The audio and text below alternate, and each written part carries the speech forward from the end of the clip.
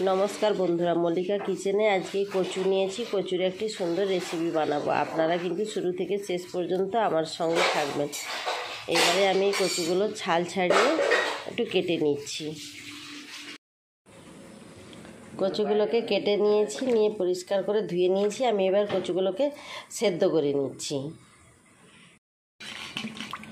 এবার কচুগুলো কুকারের মধ্যে দিয়ে দিচ্ছি।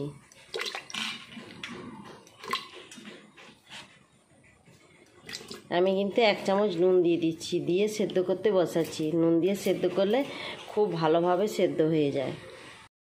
কচুগুলো খুব ভালো করে সেদ্ধ হয়ে গেছে। এবার কড়াতে আমি 1.5 চামচের মতো সরিষার তেল দিয়ে দিয়েছি। দেওয়ার পর এই কয়েকটা শুকনো লঙ্কাকে তেলের উপরে ভেজে নিচ্ছি।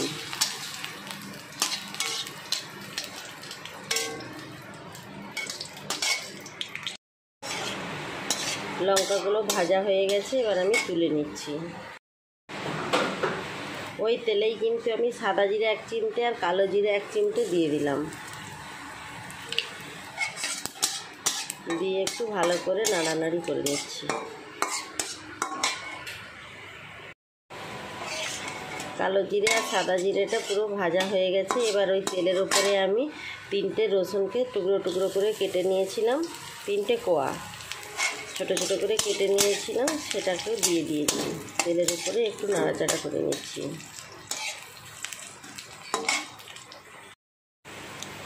রসুনগুলো কিন্তু কালার চেঞ্জ হয়ে গেছে। এবার 2টো ছোট ছোট পেঁয়াজ আর একটা টমেটো দিয়ে দিলাম। দিয়ে একটু ভালো করে নাড়াচাড়া করে নিচ্ছি। ভেজে রাখা লঙ্কাগুলোর উপরে একটু লবণ ছড়িয়ে দিয়েছি। এবার আমি হাত দিয়ে ভালো করে মেখে নিচ্ছি লঙ্কাগুলোকে।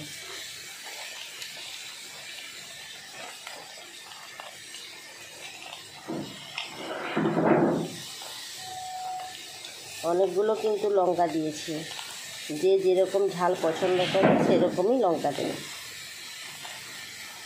আমার এই রেসিপিটি যদি ভালো লেগে থাকে অবশ্যই আপনারা কিন্তু লাইক করবেন, শেয়ার করবেন, সাবস্ক্রাইব করবেন, পাশে থাকা বেল আইকনটি প্রেস করবেন।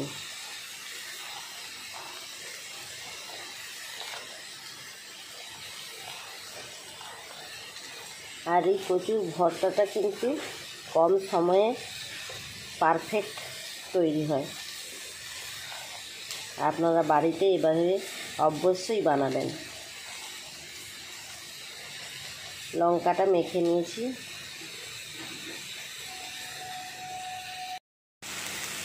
এবারে আমি একটু লবণ ছড়িয়ে দিলাম পেঁয়াজ আর টমেটোর ওপরে। ছড়িয়ে দিয়ে ভালো করে আবার নেড়ে নিচ্ছি।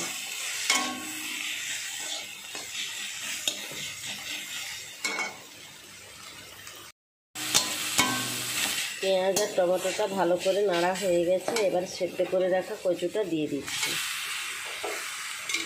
খুব সুন্দর সেদ্ধ হয়ে গেছে। এভাবে একটুক্ষণ ভালো করে নাড়াচাড়া করে নিচ্ছি। কচুগুলো কড়ায় ভালো করে নাড়াচাড়া করে নিয়েছি। এবার ভর্তাটা বানানোর জন্য এরকম একটা ডাল কাটা নিয়েছি কাঠের, নিয়ে এবার এটাকে ভালো করে থেতলে নিচ্ছি।